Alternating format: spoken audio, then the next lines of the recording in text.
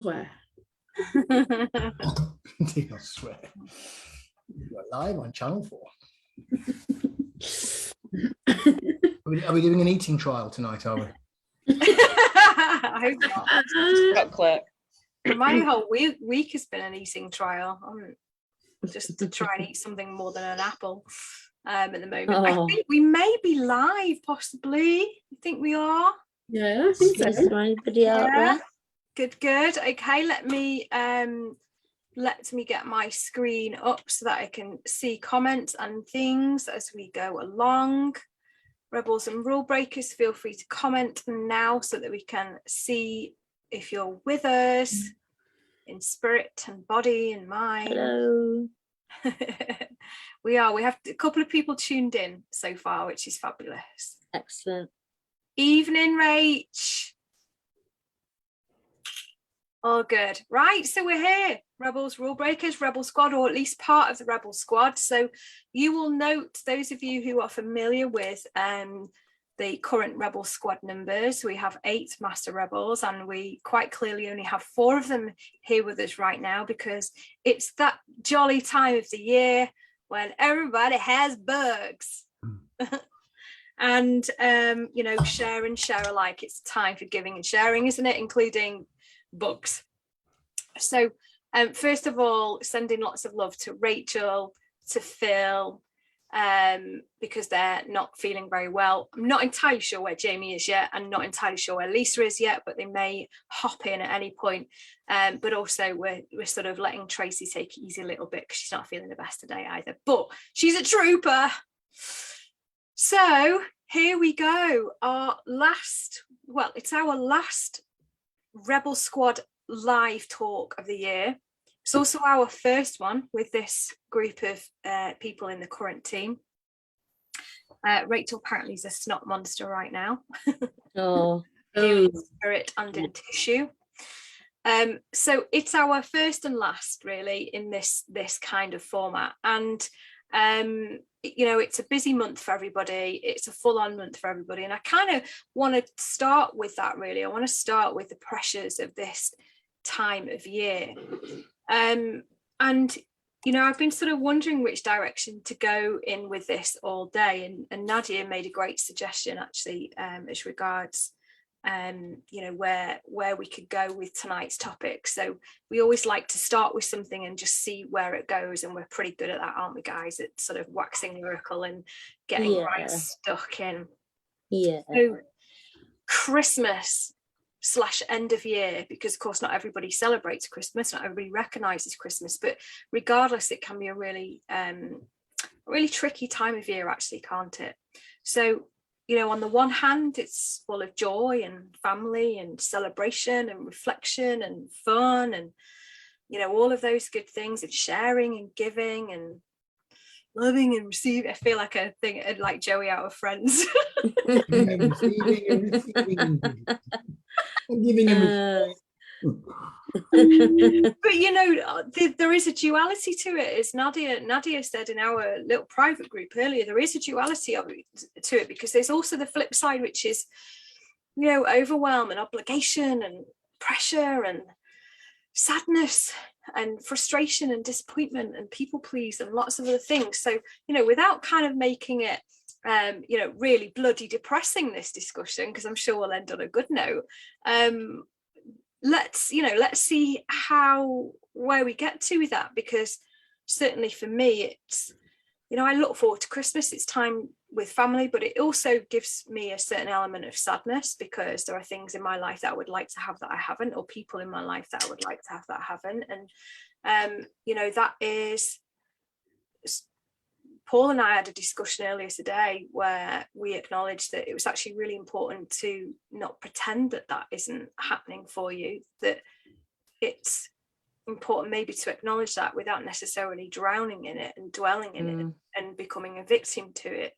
It's okay to acknowledge that this is a difficult time of year, because I think there's also a bit of pressure to be jolly as well, So who would like to start us off on that? Who's got a thought that they would like to share on that to kick us off?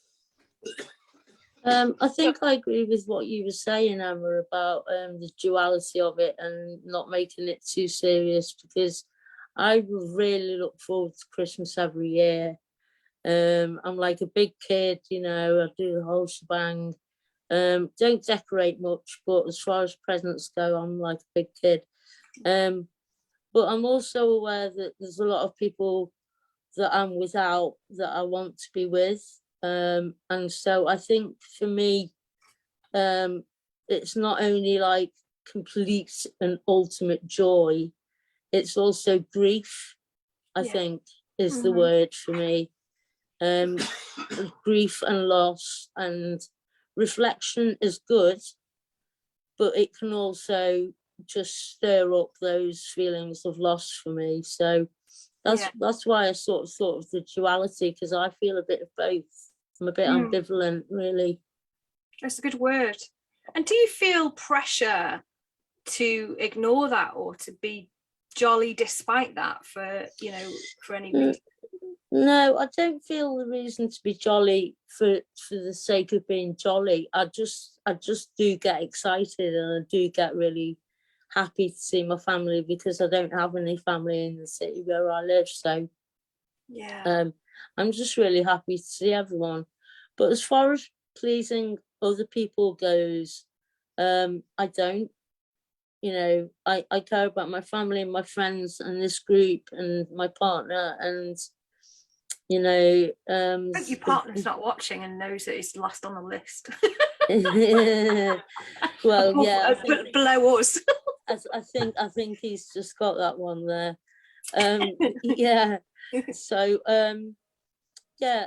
I've lost my thread now. Sorry, my fault. You know, the people that your family's important to you. Yeah, and I don't worry too much about pleasing other people, because if everyone did that, it'd be awfully even more stressful, I think.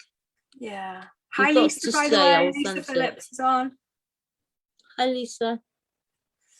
Yeah, it's you've got to get balance, I suppose, haven't you, to a certain degree. Good, thank you, Nadia. And you're going to see your family, aren't you, over Christmas? I am, yeah, I'm travelling. Yeah, good for you. What about you, Cheryl? How do you feel about things Christmassy wise? So it's a real mixed bag for me. So I'm a retailer by heart. It's only really recently been the last couple of years where I've not been kind of in the thick of it. So mostly by the time it gets December, I'm bored and I'm done. I'm Easter. Yeah. Let's face it. So it's all over and done with for me. So, and I was always like pre-kids, it was like running around massive, like, you know, running around the country, traveling hours. I'd finish work Christmas Eve, dash over somewhere for Christmas Day. I'd be back at work Boxing Day. And it was a crazy time of year. Don't get me wrong, absolutely loved every minute of it. But when I look back, I go, oh, why did I do all that? There was massive leave, and you want to be with your family and such like, I suppose. And I travelled around the country, lived in different places. So that was always a bit weird. But since having kids, so I've got a nearly 5 and a like sort of 7-year-old, and that kind of changed it. And then me and my husband made a massive decision. Was like, no, sod this. Like, people can come to us. And since then, it's been far more relaxed. You know, like I can kind of get up, go to work, come back, and everything just kind of revolves around it. And we've made a lot of decisions over the years where, you know, it could get crazy with presents, and we've just gone, do you know what, no, we're not going to do that. I don't buy loads of presents for different people. Yes, immediate family, but you know, like you know, my best mate Lisa, she's one of the masters. We don't really do Christmas presents. We buy for the kids. Yeah. And we'll go out for a meal or like a night away or something like that. It's so with friends and things, it's more of we do the like, let's just make sure we have a night in the diary, like December, January, to make sure that we get together, spend the money that way, spend the time, rather than it being overkill on presents. So I feel as though the pressure is minimal to get stuff. And yeah, I think, like I say, over the last few years, I've just kind of been like, well, kind of is what it is. You know, Christmas. Those memories actually usually last longer than any gift, don't they, really? Yeah. And it's just nice to be able to sort of plan that time in. You know, rather than do. So yeah, so Christmas is sort of pretty chilled, like I say, family, friends, the kids pretty much rule the roost with it. And yeah, sort of the excitement. Yeah, that's cool. Tracy, what about you? You've got a young man at home who's, I'm sure, all about the Christmas excitement, is he? Yeah, so it's ever since he was, because he's the only grandchild on both sides, and he's the only child that we've got. So he's very lucky in the fact that he is spoiled rotten, and he's loved by loads. And I had that growing up, because I was the only grandchild for a long time on one side, and I was the youngest grandchild on the other. And even though my dad was in the army and we might have been away, when we did come home, family was really important. So we've kind of kept that alive with Jacob. But it's a bit of a mixed bag for us. So I've always been massive about Christmas. I'm a huge, big kid. I'm dead organised. Like, Santa gets everything sorted by the end of October so that I can, you know, I don't have to worry about him and I can enjoy the festiveness, and the tree goes up at the beginning of December. But Rob lost his dad in December in very tragic circumstances. And the first couple of years when we were together, it never really bothered him. I think he didn't think about it. But as Jacob's got older, it's come more and more to the forefront. So I think a little bit, the build up to Christmas can be quite a big pressure on Rob. I think his grief is it's only just coming to the surface. But Christmas itself is fantastic. We have such a good time. And it's kind of, we just balance it really. But Rob's a very positive person. But I remember when Jacob's first Christmas, I had everybody here. I cooked Christmas dinner. We had them all day. It was the most stressful Christmas of my life, and I hated every second of it. So I put my foot down and said, never again. Good for you. Now, the rule is my parents come for an hour and then they have to go home. And then Rob's parents used to come for an hour and they had to go home. And then we Do you ring the bell when the time's done? Yeah, that's it now. Ding, ding, ding. Next. And then what we do is Boxing Day, we'd go to my parents, and like the day after we'd go to his parents, so that we'd spend the full day there. But now obviously Rob's parents have moved, so we've switched it about. But it makes Christmas so laid back. It's just the three of us. Jacob plays with his toys. It's so much fun. Oh no, So that's interesting. I want to pick up on that later. This concept of, by asserting boundaries, you actually make your Christmas more joyful and chill out for everybody. Definitely. And that's, you know, there's a lot of obligation normally that comes around having family around and that's really interesting. Thank you, Tracy. Paul, what does Christmas mean to you? It's just been fascinating listening and thinking about that question, really. And I've got a whole load of stuff to say here, really. And but I think it's interesting. Is it duality, Christmas, or is it actually opposites? Because I think what I was just thinking about what happens at Christmas. So, I mean, you know, from a religious perspective, if you're a Christian, which I am, obviously, I am a Christian. So for me, Christmas is about the light coming into the world. It's about the light of Jesus' presence coming into the world. But that comes in the darkest time of the world, of the year for us in the UK, depending where you are in the world. So we have light coming in when it's the darkest. It's meant to be about being peaceful. It's meant to be about bringing peace into the world. But Christmas for many people is the complete opposite of that. It's not peaceful and relaxing at all. It's really stressful. It's meant to be about togetherness, but often we feel separation more at Christmas, either from loved ones who are no longer with us or family that we're not with. So it's almost like Christmas is this real sort of set of opposites, which is creates a lot of tension. You've got two things that are really opposite. In the middle, you've got the elastic band that's sort of being stretched at full stretch. So it's no wonder that we get tired and exhausted with it, because we're almost being pulled almost in two opposite directions. It's a bit like, again, gratitude. You know, I always think of the film, whether you're into this movie or not, one of my favorite Christmas movies is The Grinch. The Grinch Who Stole Christmas, to give its full title.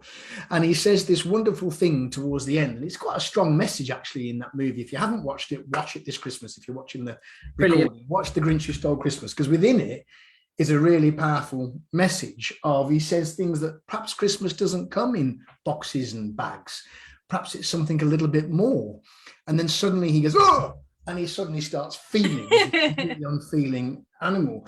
And I think, that's, for me, that's where we've almost lost the essence of peace and family and togetherness into the consumerism of it's all got to be about Santa Claus, effectively, which is about Father Christmas and gifts, which works for the kids, it works for children.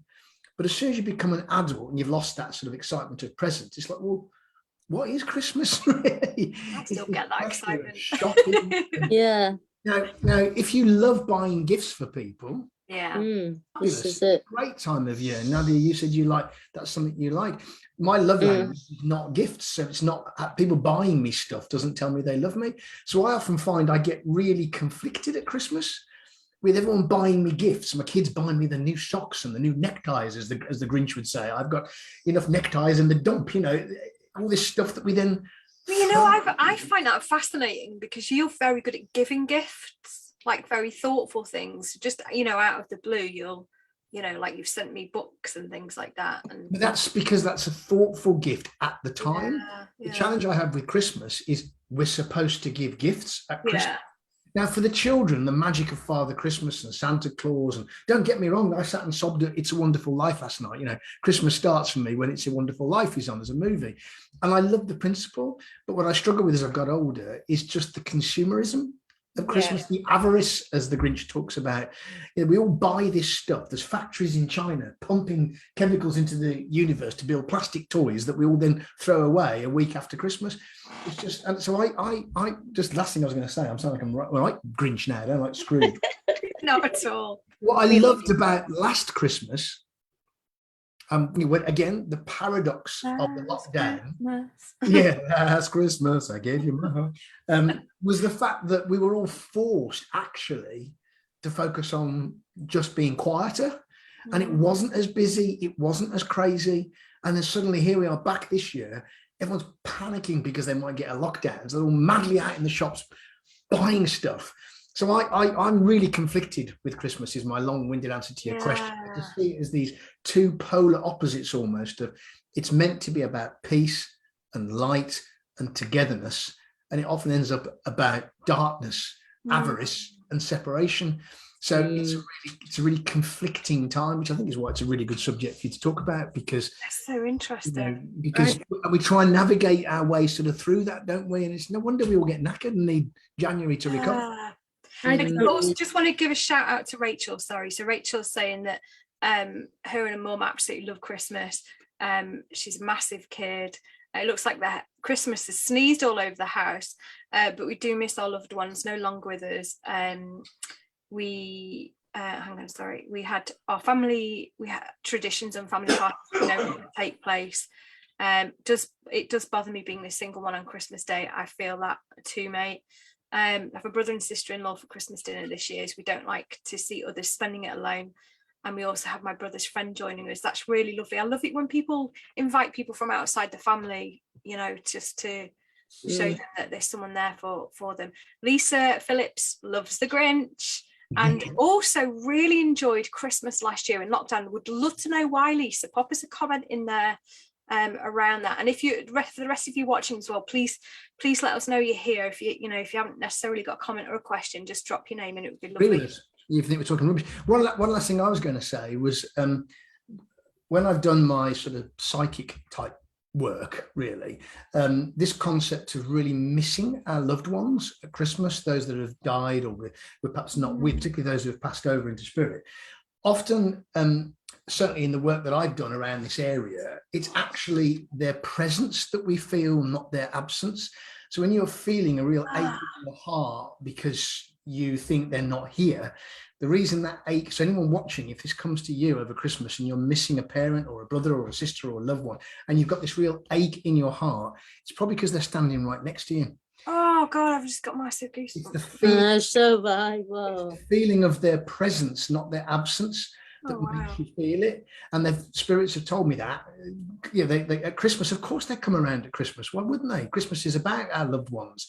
So they step forward, if you like, and then we can sense them. And because we sense them, we feel that sense of absence, but it's not. So all I would say to anybody watching, if I can give one message, if you feel the absence of somebody over Christmas, flip it. It's their presence that you're feeling not their absence. Wow. Yeah, see, I think that's such a nice thought. And like I've got Yeah. little decorations that, you know, like my gran was a big knitter, so she's like knitted decorations for me and stuff in the past and whatnot. So I've now then got them, and I just love when you put the tree up around talking about them to my kids. You know, I've never met my gran, but it is just those little little happy memories. But for me, I totally agree with Paul and Tracy. Like you say, keeping those sort of limits on things and just kind of setting the expectations with family a little bit over the years. Not done it on like this is, you know, it's just kind of like each year it kind of evolves. And we do have a mad day where we have like a handover day. So we have one family for Christmas Day, Boxing Day is like everybody, like, you know, and there's a bit of a handover. Both sets of family get to see each other for great, and then like one will go home and then one will stay and we'll have another Christmas Day the next day. So it's like that's more of us like slow. And like the kids, it's, I think last year was the first year that the kids actually opened all their presents on the one day. Like quite often we like spread it right out, you know. Oh, like, that's really nice. so they don't get the overwhelm, because we did really find that, like, and we've got a nice mix, you know, like one set of parents will go mental present wise, and others, when my parents won't, look a couple of things but put a bit of cash in the bank. Really? So it's a nice like balance. It doesn't feel too like crazy. I just need to tell a joke at this point, because something about feeling presents. My favourite Christmas joke is one my friend Mike Allen used to, I'll have to tag him into this, used to say all the time, which was Darth Vader saying to Luke Skywalker, "I know what you've got for Christmas, Luke." And he goes, "How do you know?" And he says, "I felt your presence."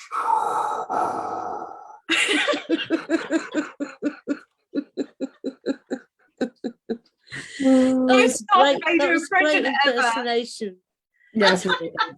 That's really bad. Better impression of Yoda than Darth Vader. One more thing I was going to say, Emma, as well, was about gratitude. Was that, I mean, whenever I get stressed over Christmas, or I'm thinking, gosh, you know, it's all too much, or anything that's negative at all, anything, whether it's that, you know, you're not with a partner, you're single, whatever, you've lost somebody, whatever it is, you know, I mean, as chair of a homeless charity, you know, there will be people on Christmas Day who are sitting on a street corner starving, you know, and it is, without sounding too cheesy and preachy, it's a bit like gratitude is the biggest thing for me at Christmas. I'm just so grateful for, you know, whether it's still having my parents with me who are elderly, whether it's just having a warm house, whether it's having a turkey for dinner. There is so much that we can be grateful for. That for me is the celebration. That's the up bit of Christmas, is just going, wow, you know, we are billionaires compared to other people who won't have. Yeah, you know, I've been homeless, actually. That's something that I've been through, only for a very short time, and I wasn't on the street, but I didn't have anywhere to live, and I was in a hostel. And luckily I missed Christmas. I was there February till October, but that's something I think about every Christmas since then, is just how lucky I am not to be back where I was, 10 years ago. It's that contrast, isn't it? You know, when you experience that, must never really leave you. Just to pick up on what Lisa Phillips was saying before. So Lisa has said, Stephen said, going to be spending my first ever Christmas Day on my own, and it's the first time I've looked forward to it and don't feel under pressure. I will be volunteering at the cancer centre. That's brilliant, Steve. So Lisa said this back lockdown last year, there was no feeling of being pulled in so many different directions. Staying at home with the kids, letting them play, and the older one just chilling at home, leisurely cooking, eating dinner, and not having to rush off to visit in the afternoon. So that's why we decided to do Christmas the way that we do it now. So all day Christmas Day, it's all about Jacob, and obviously Rob works away so much that we don't get to spend a lot of time together as a family. And we'll play games through the day, we'll play with toys. I can just cook, however, you know, we can eat whenever we want. And then Boxing Day will be all about either my parents, and they'll, like Cheryl was saying, they'll have presents for Jacob to open there. And then the next day we'll go to Rob's parents and we'll do the same. So it kind of, in a way, it makes Christmas last a little bit longer. But it also means that we can focus on each family. So I can take time to appreciate my parents, and, you know, we get the joy out with that. And then Rob has that time to appreciate his parents, and we get and his sister and our nieces and nephews.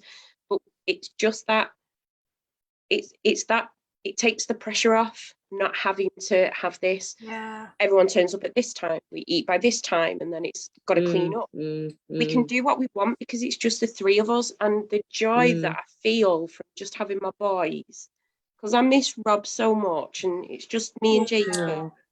Yeah, it's so great. nice. Lockdown has probably changed Christmas, you know, for a lot of people, I imagine, hasn't it? Yeah. I know that we've got Emma Casper-Gillen, who is in the comments saying that she absolutely loves Christmas. I know that for a fact because I've seen evidence of it over Zoom. It's also a Christmas sneezed situation at Emma's house. But with her son, she never did a massive emphasis, by the sounds of it, with Father Christmas. Not sort of as avoid overly, you know, overdoing it. Because she wanted to try and keep it magical after the believing stopped, which I think is quite interesting, actually, isn't it? Yeah, we've done something similar. Right. It's more focused on the believing. Yeah. That it's the magic around it. I think that's a fantastic sentiment, and I think that's a really good thing to mention. Yeah, it is about the magic. Yeah, definitely. It's good, isn't it? That. Yeah.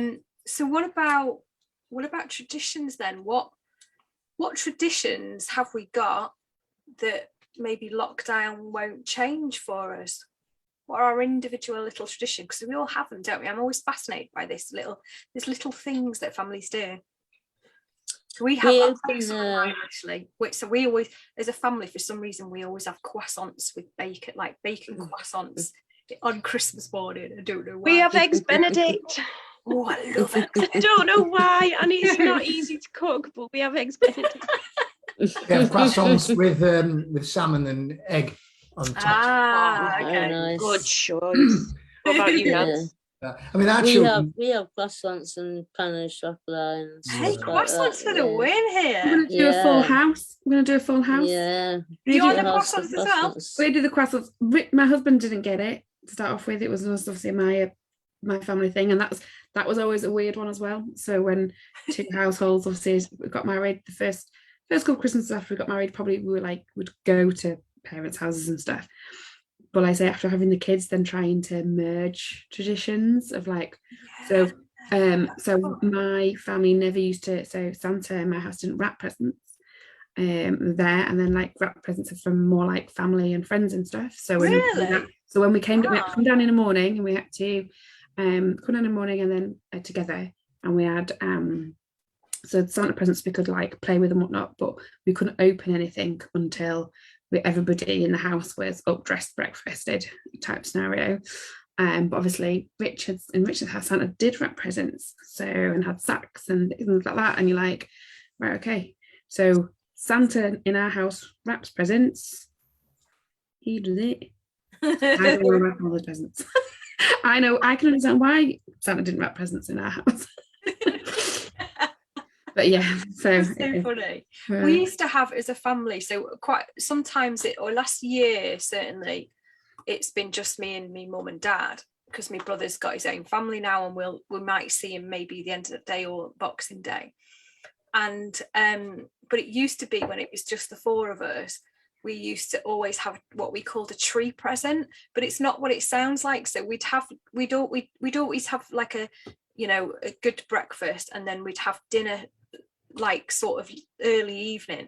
We wouldn't have a lunch because you'd be eating chocolate or whatever throughout the day, and then after dinner was finished, we'd have an extra present that had been held back. We did. And I love that so much, but we stopped doing it like years ago. But I'm like a kid about it because I still moan about it every year, like sort of part jokingly, And then if my mum threatens to, I'm not going to bother with the Christmas dinner this year, we'll have whatever, and I'll be like, no, we can't do that. Or if she says, why don't we just go away for Christmas? I'll go, no, we can't. It still feels like I did when I was a kid in a lot of ways. Well, Yeah. I remember the time before I got married the first time, and sort of like that young adult age where it was still just the three of us. We used, instead of doing it, because my mum hates crackers, instead of doing crackers, we did table presents, and we'd have to buy. So I might buy my dad, and my dad would buy me, and or my mum would buy me, whatever. But we'd buy one for each of us. So we'd have one present each, but we wouldn't know what it was, and it'd be a surprise. And I remember my mum and dad bought me a pager, and it was the coolest thing to ever had. And I look back now and I think, wow. But That's yeah, hilarious. Our Christmas tradition, and it's something that my mum always did, and I think it's something that lots of people do. You must have new pajamas on Christmas Eve. Yes. You must look your smartest for the next day. It's like, and I always have a Christmas outfit. I've always like a dress, or I always get dolled up and stuff like that. Yeah, we like get probably dressed scruffier on Christmas Day than we do for the rest of the year in our house, because it's just whatever you all want. out. Oh no.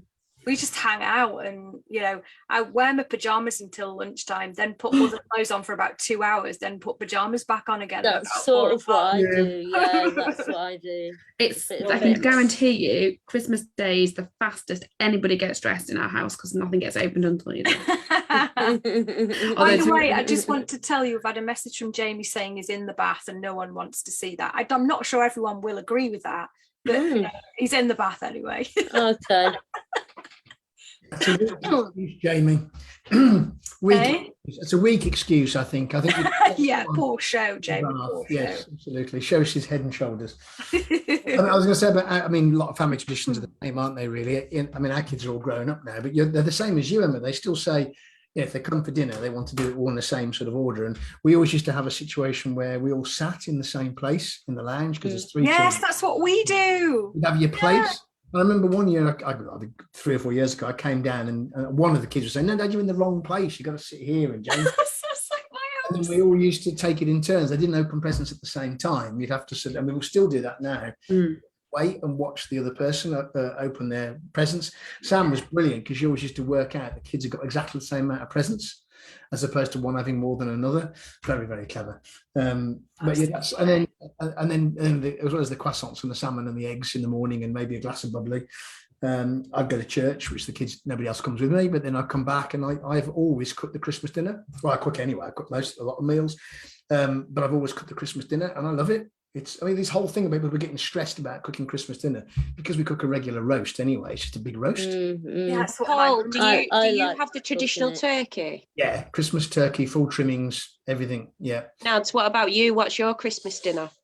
We tend to go for like chicken and beef, or chicken and gammon, something like that. But I normally cook it, because it's only been the last couple of years that I've spent it with my family. Well, obviously not during lockdown, the year before that. And before that, it was just me and my partner, and there was no pressure. We ate when we wanted. We, like you say, we hung around in our scruffs. But we've always done chicken, really. Yeah, just because that's his favourite. And I think, there's no point doing something majorly special if he just wants a nice chicken. Do you know what, we're talking about turkey and other birds? I remember when we did the Total Dairy Show, Paul, and we got told by were you in the conversation? We got told by a farmer that there's going to be a huge shortage of turkeys this year, because there was, I think it was 27% of the turkey supply was provided by one farm, or one provider, if that makes sense. So if you haven't bought your turkey yet, go get it, people. Mine's on order. I've got mine pre-ordered from the butcher. Mine's in my mum's freezer. I've got my chicken, got me gammon, and I've got my pigs in blankets, all in my mum's freezer. Oh, that's the best bit. Pigs in blankets. Oh, stuffing. Those two bits are like my absolute favourite. I've got a thing about pigs in blankets. So one of our family traditions it's come from my side, and Rich has massively embraced it, is don't do like a chipolata sausage with bacon. Do proper Nah. ones. Proper Proper ones. sausages. No, sausage meat. Sausage Oh, meat, and then surround it with your cocktail stick through. So on Christmas Eve, so it was always like, so we'd go to, when I was at home, it was like before we'd go to church on a Christmas Eve, because Christmas Day morning was also mental, but so Christmas Eve was church.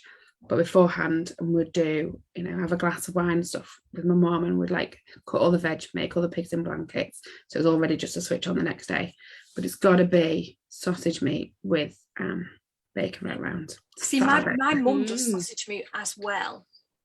Like, I'm never sure why, but I think it's meant to be like part of turkey stuffing in it, but she never stuffs it in anything. We just Yeah. stuff it in our mouths.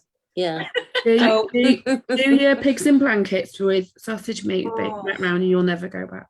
Steve's just put When- Steve's just put a great comment in the group. Well done, Steve. I think this is either a Peter Kay or a Michael McIntyre comment. Pigs in blankets. Oh, I've heard him do this one before. That's what I used to call the relatives in the spare room. I was just going to ask a question, Chief Rebel. I think Go on. the Rebels and Rule Breakers sort of group and the Rebel, about being a rebel. My question to the rest of the group was, what rebellious act are you going to do this Christmas? How are you going to rebel around Christmas? What peaceful rebellion could we do as either individuals or collectively? Christmas? I think for me, my peaceful rebellion is actually putting myself out there with people, because I'm traveling on Christmas Eve and I'm coming back on the 29th, whereas normally I avoid it like the plague. I don't even go out on Saturdays through the year. That's how bad I am. So my peaceful rebellion is to push my own boundaries. Well done. That's a good Well one. done. Really good one. Cool. How about you, Tracy? Have you got anything where you're going to say, do you know what, this year I'm just not going to do that because that's not right for me, or something like that? Is there anything like that where you think I'm going to push back on something? Do you know what I might do? So I've always been one that gets dressed up on Christmas Day, and we're not going anywhere. So I might this year, I might break with tradition. I might do a pajama day. Yeah. We'll see, Yeah. Ooh. Go but for I'll it. Go for try. it. That's giving me Yeah. an idea. Go for it. How about you, Cheryl? That's a tough one. I think for me, what I've already planned in is that I've set some boundaries work-wise. So, and I've planned in some festive fun with my boys. So I was getting really because just that magicness and the magic of the age. So I've purposely planned in some surprise Christmas bits, just me and them. So I'm really looking forward to that. So it's something that, work can often take over a little bit, but I've kind of purposely sort of planned it in, and me and the husband are planning in, and we're going to go for a meal out of it beforehand or whatever. So yeah, I think that's the plan. That's Cool. brilliant. Yeah. How about you, Emma? Can you think of anything that you're going to, maybe a tradition that you're prepared to break? Change seats. Yeah. Oh, let's not push it. I was thinking, I'm not sure actually, because I think pretty much everything I'm happy with. But what I might do is follow suit with Tracy, and I might, but because I've never done the new pajamas for Christmas Eve thing, because I just always choose my favorite ones, and I have absolutely tons of pairs of pajamas. Honestly, I've got this huge deep drawer full of them, so I'd just collect more and more if I did that every year. But what I might do for a change is see if I can find a nice Christmassy pair and actually change into them on Christmas Day and just wear them away. Yeah. That Like might it. be kind of cool. Definitely. What about you, Paul? I think Yeah. obviously I was asking the question myself, and I think one of the things that, because we've got a very big family, because I think I've told you guys, my brother is married to my wife's sister, so it's 2 brothers and 2 sisters, so we're very close as a family. And often on Boxing Day we've got together at somebody's house, so we do the Christmas Day ourselves, and then the whole family gathers together, all different sizes, and that means someone's got to do a lot of cooking and preparing. So I suggested this year, being a rebel, look, let's just not do that. Let's just all meet for a walk and actually just go for a walk together, and don't do the food thing. And sometimes that's quite difficult if you've been doing it for years. Yeah. Almost this idea of, I would encourage almost everybody watching, break one tradition this year. Yeah. Sets you free from feeling you're obligated, because Christmas can feel very obligated as well. Like, we should do this. We must go and see that person. We must do this. And almost, let's, as a rebel unit, let's just feel less obligated and do what's right for us, and sets us free a little bit from some of those traditions. I'm not saying go and break and upset anybody, but I don't want to feel obligated at Christmas. I don't think, oh, I've got to go there, or I must do that, or we have to do that. And I think that's the way I'm probably going to try and rebel, is just, be participative, don't become a hermit, but that feeling of obligation, it almost takes the pleasure out of it then, when you're just doing it because you're supposed to. It does, it really does. Yeah, I think first of all, it's like you read my mind, Paul, because I've got 2 questions I want to ask each of you, and do it in almost 2 rounds for us to kind of culminate this Rebel Squad live. But actually, I think what you've said there is really spot on, because my question to all of you is going to be, well, I'm gonna preface it actually with something that Paul said earlier, which is just really, blown my mind, really, that Christmas is this really intriguing mishmash of opposites. So I'm going to relay what you said just to highlight it, because it was cool. So Christmas is all about light coming in. Yes, it's at the darkest time of year, that it's about peace, but for lots of people it's actually about chaos and pressure and overwhelm. And that it's also about togetherness, but for many it's a time where we feel most separated. So my question to you all then, really, on top of what Paul has said, is what advice would you give people to help navigate those very polar opposites, and to be more kind to yourself at Christmas, that will help you, be more kind to others, actually? Who's got any thoughts on that? So I think the biggest thing is always reach out to somebody. Yeah. Don't feel that you have to kind of suffer alone, because I think there is this thing that I don't want to make anybody else's Christmas miserable.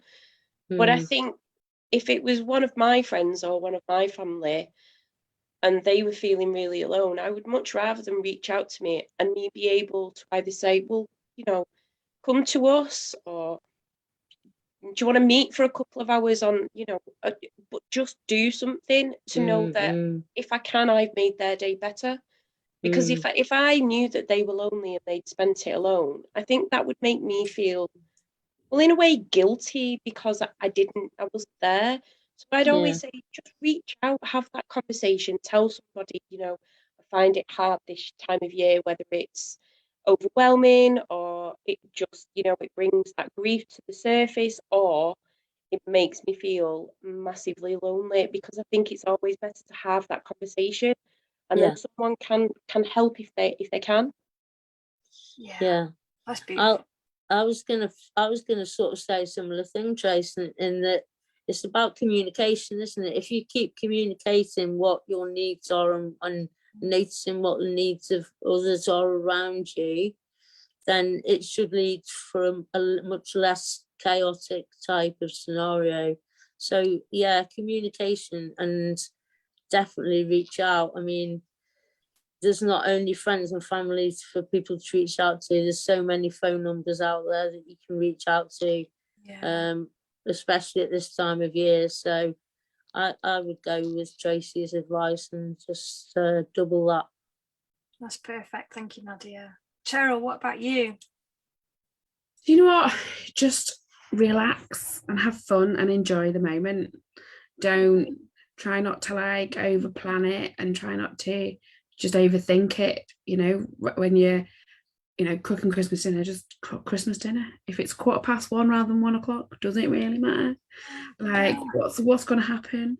And I just think to just sort of enjoy, the reason why those people are in your house or you're at that house is because you know, you love them and they're part of your family, and whether they're literally family or whether they're friends that, you know, you've made your own family. So just enjoy it, take it moment by moment.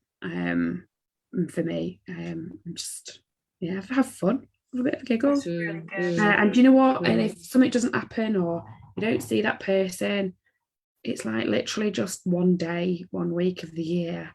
Like you just go, okay, well, let's plan it in January then. Mm-hmm. What is the worst that's going to happen? You know, like, oh, you get an extra a present, or you get to give a present to somebody in January. You're expecting it. Bonus. That's Right. true. Yeah, I like that very much. Thank you, Gerald. Anything else you would add to that, Paul, on top of your?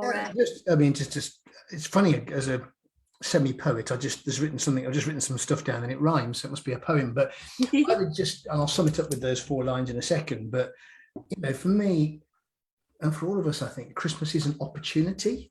It's an opportunity to think differently, to stop getting angry, to forgive people, to put our differences aside. Don't get wound up about vaccines or non-vaccines. Stop spouting off on social media. It's like all those things. It's like a chance just to stop and slow down. The whole pace of life is intense, and the whole point of us having 2 days off supposedly at Christmas, and it's a long one this time because we've got Monday and Tuesday as well. It's just slow down and smell the roses. You know, we are so lucky in this country, and it makes me cross that people are complaining, and whatever you say about the government and what they're doing, and it's bloody chaotic at the moment. But you know, just thank God you're not in Afghanistan, you know, this Christmas and places like that. So this is what came to mind. So it's put your differences aside and let your anger subside. Focus on gratitude and keep a loving attitude. Those are the things. That's brilliant. I'll put them in the comments. Put your differences aside and let your anger subside. Focus on gratitude and keep a loving attitude. Those would be that's what I'm going to try and do. Do you know what? That's so funny, Paul, because once again, you've read my mind and brought me to my last question of the live. It was so weird. You two are freaky when it's like I know we are all. I definitely think we were like siblings in another life. It's very weird. I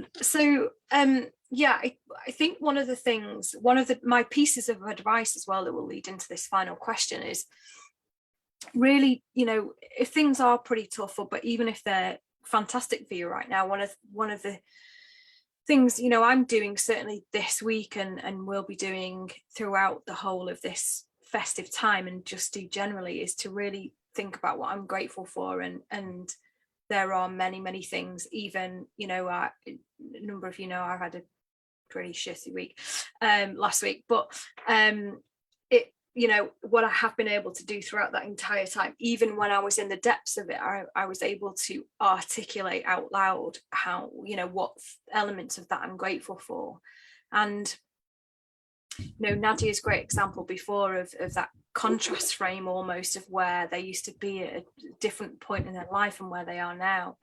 There are lots and lots of things we can be grateful for. I personally am grateful for all the learning that I've had this year, and it is vast amounts of very deep learning, not always easily come by. I'm incredibly grateful for my loved ones making it through the year, and to have a niece and to become an auntie this year. Actually sort of 2 nieces really, one that's blood related and one not. But I'm incredibly grateful also for all of you and the entire Rebel community, and you know, the list could go on and on and on and on forever for me. So my question really to round us up to each of you would be, what are 1 or 2 of the things that you're really, really grateful for at this time and in this past year? Feel free to jump in. I think for me, it might sound really cheesy, but it's about love, and it's about self-love. And we did a masterclass on that, and that just opened my eyes like boom, and I haven't looked back. So it's not only self-love, but I'm loved by a lot of people, and my family have gone out of their way to make sure that I can manage to get there to where we're staying. I can manage to stay there for the 5 days and I can manage to get home safely. And they sort of always consider my diagnoses in any sort of planning. So just I'm grateful that I'm so loved and cared about, because there's times when people can forget that when they feel sad or angry or whatever it is. So I'm grateful for the love. That's beautiful. Oh, I'm getting a warm fuzzies, guys. What about you, Cheryl? I just feel very incredibly lucky lady, to be fair. I think just the journey that I've gone on this year since joining our lovely Rebel Yell in February on personal, has been incredible. And I'm absolutely hand on heart. I couldn't imagine life without the Rebel gang now. So that's incredible. And I think the other thing as well is just my really immediate, well, I'm distant family, but my family and the healthy and happy is just incredible. But also my friend family, that are an extension that, just health and happiness really for them. I think I'm in an incredibly lucky position to not be going into Christmas, to not too worried about anybody. So that's great. We all see health differently now, I think, don't we, after the last couple of years? Yeah. Paul, what about you? What are you grateful for? I'm following the L. We've got love, we've got lucky. I suppose for me, it's lessons. I think I'm really grateful for the lessons I've had this year. A lot of mine have been through health scares, trying to get me to slow down, whatever. And because I'm very passionate about paradox, I think often it's the painful things that are the most beneficial. I was talking to Emma this morning about this phrase I heard this morning, and what came into my head about, we talk about we go through a testing period in our lives. And we talk about that as like a negative. It's a testing period. It was very difficult, it really tested me. But actually, if you want to get better at something, you actually need to test yourself. Athletes test themselves. You've got to get better. So a testing period is actually when you're growing your resilience muscle, your love muscle, that's a bit dodgy, isn't it? Your love muscle. But but you know what I mean? Bring it down to the gutter. Sorry. Definitely Channel 4, not BBC. Then, I'm only ever that far away from the gutter, so you're okay. But I think that's what I meant. So I'm actually grateful for my testing periods, the periods that have been difficult, because that's when you learn most about yourself. And I've learned a lot about myself this year. And I think, Nadia, you said something just then that was really interesting. The self-love thing. I think I've had to learn some self-love this year. I haven't, as a giver, I tended to put everything else, my business, everybody else before me, and my health has made me focus on me. So I'm grateful for self-love, and I'm grateful for the lessons that I've had this year during the testing periods. Amazing, thank you. How about you, Tracy? So, no pressure with the letter L there, Tracy? Yes. Yeah, I haven't got a letter L. You'd have to loop back round to love. I'm very grateful for my husband, who is not only somebody that loves me more than I've ever felt loved in my entire life, but he is a massive supporter of everything that I do, whether it's making handbags, which he's embraced fully, or if there's little things that I ask to help me. So one of the coaching things that we did, Emma, was about my anxiety, and Rob fully embracing the different ways of asking me things, and he takes it all on board, and he'll do anything to support me. And I feel very, very lucky to have somebody who is just a champion of mine. It's amazing. And after having gone through a very difficult relationship, I appreciate him every day. But also my little boy, he's the joy of my life. I mean, he puts up with me every day, but he never fails to make me giggle. He's a chubby little soul, isn't he, Jacob? He is. He's got such a character about him. So I suppose for me, it's the same as Nads. It's just the love. I've got so much love around me, and I know every day how lucky I am. But Christmas is where we get to be together. for longer than just 2 days. So it's just, yeah, I love it. That's I love my boys. Oh, do you know what I just realised you were talking about that, Tracy, was that all the people in the Master Rebels team who have got significant others, we've almost got like an extended love for them in the team, haven't we? Do you know what I mean? As a collective. So, you know, Lisa's fella H, you know, he's Chief Lurker, and you know, all of your partners, you know, and Phil's Mrs. Sam as well, you know, they're all very supportive people, and, you know, allow them to be who they really are, from what I can gather. I think that's really cool. So those of us who are single, like Rachel and I, will, you know, aspire to be someone who's equally supportive of our rebel missions, I'm sure. Emma, before you tell us what you're really grateful for, just I want to say this publicly while we're on Facebook and we're on live, is that you need to know how loved you are by the group, by the people. Oh, well said. Yeah, you do. You may not have a partner, but there are a lot of people that love you dearly, and you know, I'm going to keep going. And this group wouldn't be what it is without your bravery and the fact that every week and every day you step out and you put things in the group and you're trying to help people. So this Christmas, just remember how much love you've got from the 800 or 900 people that are part of your group. Definitely. Well said. Well said. Thank Well you. said. Bless you. So if you can now speak, tell us what you're grateful for. Thanks for that. Talk amongst ourselves. Oh, bless you. Important to be said, I think. Yeah. Particularly this week. That really means a lot. Yeah, I think just all the things I said before, really, about what I've learned this year and my nieces, and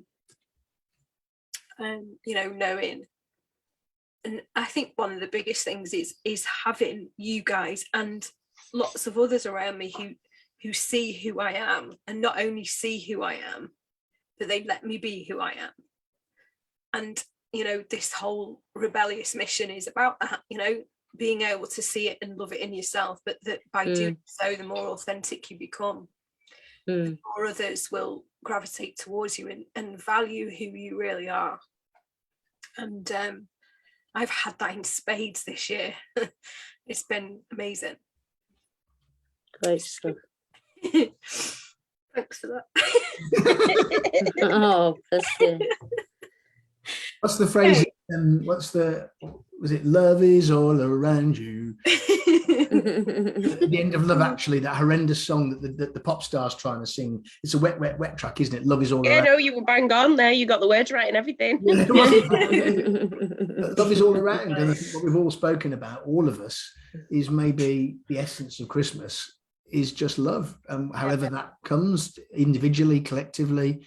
So, you know, my biggest prayer for the world at the moment is we all stop fighting and arguing about what's right and wrong, and that's not being some sort of wet on the fence person, which we talked about this before, Emma. You know, I think being a rebel in this group is almost what we don't say rather than what we do say. It's not often what we hear, you know. It's being prepared to listen to other people's points of view. Crikey, if there was, you know, if we could replicate this group in the world, you'd probably have a lot less hassle going on, and that's why Chief Rebel, you should take pride in that, because in your own little way, that's what you're creating. A little bit of peaceful rebellion against sometimes anger, oppression, lack of integrity, all those sorts of things you're promoting. So that's one part of this group. Love that. I feel a little bit speechless now, but I've got to somehow pull it together. So I guess that, you know, it's kind of wrap up time for this live. We're getting towards wrap up time for the year, but of course we're all still here. Those of you that are tuned in and watching on replay, please, you know, bob us in a comment and let us know your thoughts, and, you know, think about what you're grateful for as well. And we'd love to hear, you know, perhaps some of the things that you guys have got in your life as well that you can be really grateful for. And I'm grateful to every single one of you for being here. I'm grateful for you all supporting us growing this group throughout the year, because it's only a year old, you know, just over a year old, and we're not that far off 1,000, which is amazing. And we've got quality as well as quantity, which is, you know, superb. We couldn't ask for more, really. So I'm gonna close the live, but sending you all love, and we will look forward to next year's first Rebel Squad talk live, and I'll see you all soon. Ending live now.